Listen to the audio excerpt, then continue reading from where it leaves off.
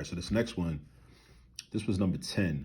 Number 10, and this one deals with exponent rules, the negative exponent rule, and also radicals and different ways of expressing radicals using rational exponents. So a rational exponent is basically when your exponent is a fraction.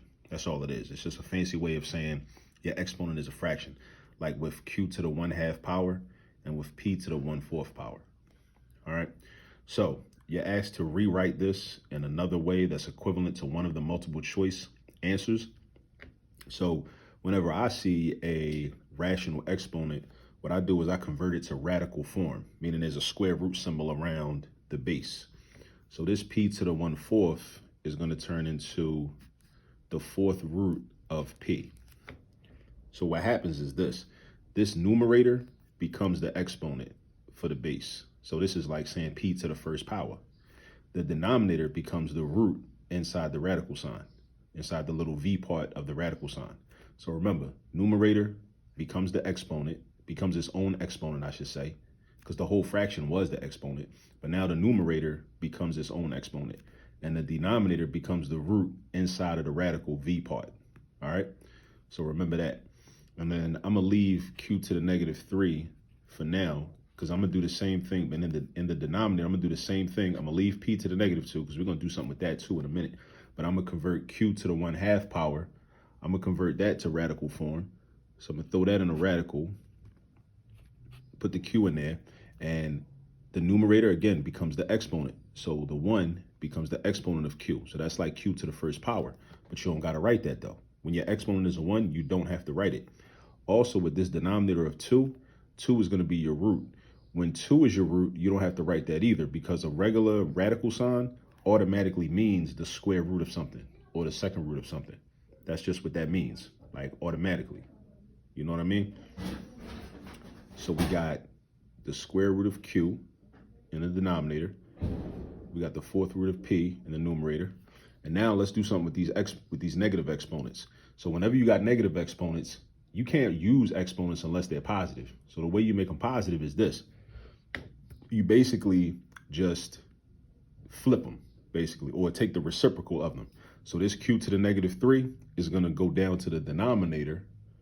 And then when that happens, the exponent becomes positive. Same thing with this p. We're going to move that to the numerator, and the exponent is going to become positive. So it's going to look like this. We still got the 4th root of p, and this p comes up here, and that's going to become p to the +2 now. See what happened? It used to be -2, now it's +2. Used to be -2, now it's +2. And then in the denominator, we already had the square root of q, and the q to the -3, let me do this. Q to the -3, that's going to go down. This goes up, right? Q to the -3 goes down, so now we got q to the 3rd power. All right? And that looks just like answer choice A, even though answer choice A, I think, is written differently.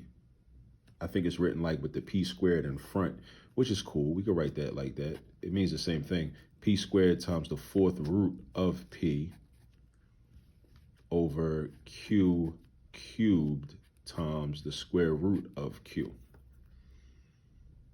All right, so that would be the answer. So this is answer choice A.